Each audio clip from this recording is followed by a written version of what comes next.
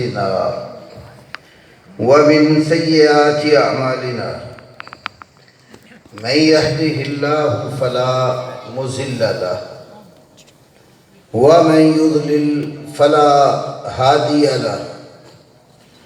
وأشهد أن لا إله إلا الله وحده لا شريك له وأشهد أن محمدًا عبده ورسوله أما بعد فأعوذ بالله السميع العليم من الشيطان الرجيم من همزه ونفخه ونفثه بسم الله الرحمن الرحيم والذين آمنوا وهاجروا وجاهدوا في سبيل الله والذين آووا ونصروا أولئك هم المؤمنون حقا لهم مغفرة ورزق كريم والذين آمنوا من بعد وهاجروا وجاهدوا معكم فأولئك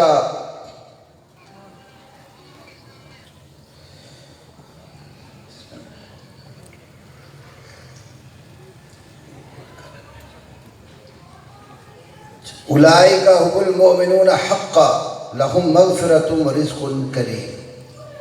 وقال النبي صلى الله عليه وسلم لا تسبوا أصحابي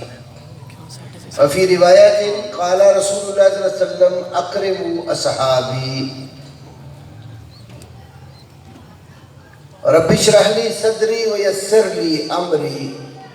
واحلل عقدة من لساني يفقهوا قولي اللهم صل على محمد وعلى آل محمد كما صليت على إبراهيم وعلى آل إبراهيم إنك حميد مجيد اللهم بارك على محمد وعلى آل محمد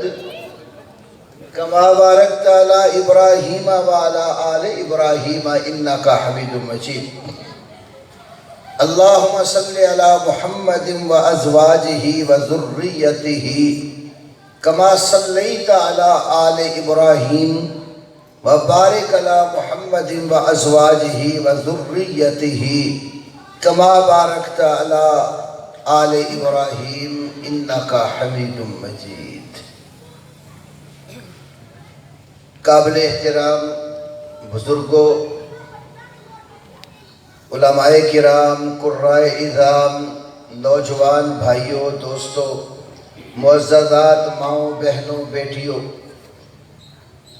آج کا یہ پروگرام رسول اللہ صلی اللہ علیہ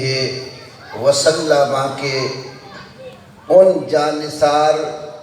صحابہ کرام رضی اللہ تعالی عنہم اجمعین کی نسبت سے قائم کیا گیا، جنہیں اللہ رب العالمین نے قرآن پاک میں کئی اعزازات سے نوازا۔ کہیں انہیں قرآن نے مفلحون، کامیاب لوگ کہا، کہیں صادقون، سچے لوگ قرار دیا، کہیں راشدون، ہدایت والے، رشد والے لوگ قرار دیا، کہیں اللہ رب العالمین نے اپنی رضا اور رحمت کا مستقل تمغہ عطا کر دیا جو ان کے نام کا حصہ ہی بن گیا، رضی اللہ عنہم ورضوا عنہ۔ اللہ پاک ان سے راضی ہوا اور وہ اپنے اللہ سے راضی ہو گئے۔ تو قرآن مقدس میں بے شمار ایسی آیات ہیں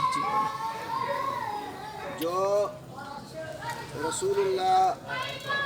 صلی اللہ علیہ